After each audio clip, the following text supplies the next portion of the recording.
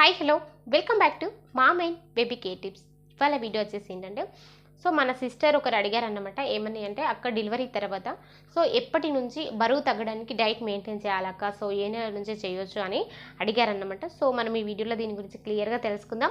ఇప్పుడు ఇలా వెళ్ళిపోయే ముందుగా మన ఛానల్ అయితే సబ్స్క్రైబ్ అయితే చేసుకోండి, పక్కన ఉన్న బెల్ ఐకాన్ అయితే క్లిక్ చేయండి. నేను పెట్టే ప్రతి వీడియో కూడా మీకు ముందుగా నోటిఫికేషన్ రూపంలో రావడం అయితే జరుగుతుంది. ఏదైనా సందేహాలు ఉంటే కింద కామెంట్ చేయండి, తప్పకుండా నేను మీకు రిప్లై ఇస్తాను. ఇక వీడియోలకి సో డెలివరీ తర్వాత బరువు పెరగడం అనేది ఆడవారిలో ఇది సహజంగా జరుగుతూ ఉంటుంది.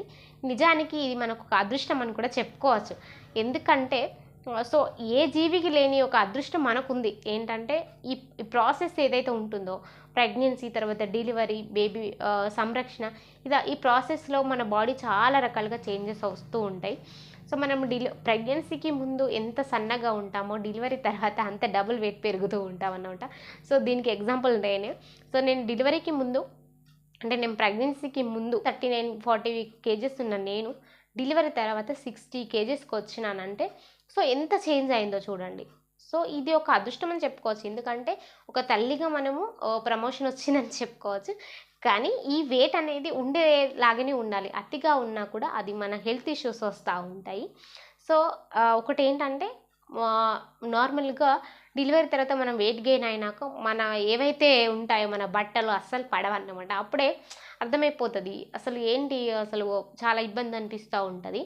సో ఇది ఎప్పటి వరకు మీరు దీన్ని ఎంజాయ్ చేయొచ్చు అంటే బేబీకి మీరు ఫీడ్ చేసే ప్రతిసారి మీ వెయిట్ గురించి మీరు అస్సలు ఆలోచించొద్దు. ఖచ్చితంగా మంచిగా పోషకాలు కలిగిన మంచిగా ఫుడ్ తీసుకోండి, బేబీకి ఫీడ్ చేయండి. నార్మల్గా ఫీడ్ చేసే అంటే తల్లి పాలు ఇచ్చే తల్లులు ఎవరైతే ఉంటారో ఖచ్చితంగా వాళ్ళు వెయిట్ అయితే ఎక్కువగా ఓవర్ వెయిట్ అయితే కారు, నార్మల్గానే ఉంటారు. కానీ ఎప్పుడైతే మనం తల్లి పాలు బంద్ చేస్తామో అప్పటి నుంచి వెయిట్ గెయిన్ అవుతూ ఉంటారన్నమాట. సో మనం ఖచ్చితంగా 6 నెలల వరకు బేబీకి ఫీడ్ చేస్తూనే ఉండాలి. మనం ఓవర్ ఎంత పెరిగినా కూడా ఖచ్చితంగా 6 నెలల తర్వాత బేబీ ఎప్పుడైతే ఫుడ్ తింటూ ఉంటుందో అప్పుడు మీరు డైట్ మెయింటైన్ చేయొచ్చు. మీ హెల్త్ పరంగా అన్ని రకాలుగా బాగుంది అనుకుంటే, అంటే కొంతమందికి 6 మంత్స్ అయినా కూడా కొంచెం ఇబ్బందిగానే ఉంటారన్నమాట, కోలుకోలేరు డెలివరీ నుంచి.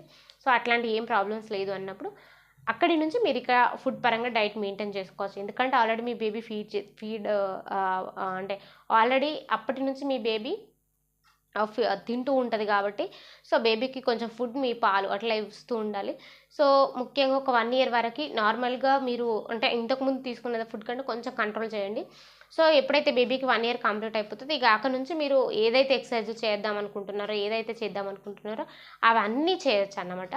సో అట్లా మీరు తగ్గించుకోండి. కానీ బేబీకి ఫీడ్ చేసేటప్పుడు మాత్రం మీరు డైట్ మెయింటైన్ చేయొద్దు దయచేసి. ఎందుకంటే తల్లిపాలు బేబీకి పుష్కలంగా అందాలి. సో ఎందుకంటే కొందరు తల్లిపాలు రాక ఎంత ప్రెజర్ అవుతున్నారో అది నాకు తెలుసు. ఎందుకంటే మన సిస్టర్స్ ఎంతమంది కామెంట్ చేస్తున్నారో పాపం పాలు రావట్లేదు, మా బేబీ ఏడుపు చూడలేకపోతున్నామని ఎంతమంది బాధపడుతున్నారో అది నాకు తెలుసు. సో ఆ ప్రెజర్ మీరు అనుభవించకూడదు. సో దయచేసి 6 మంత్స్ వరకు బేబీకి చాలా సంతోషంగా చాలా తృప్తిగా మీరు బేబీకి ఫీడ్ చేయండి. డెలివరీ అంటే 6 మంత్స్ తర్వాత అప్పటి నుంచి మీరు కొంచెం డైట్ అయితే కంట్రోల్ చేసుకుంటూ ఉండండి అన్నమాట. సో ఇంకా ఏమైనా ఈ సందేహాలు ఉంటే కింద కామెంట్ చేయండి, తప్పకుండా నేను మీకు రిప్లై ఇస్తాను. Thank you so much.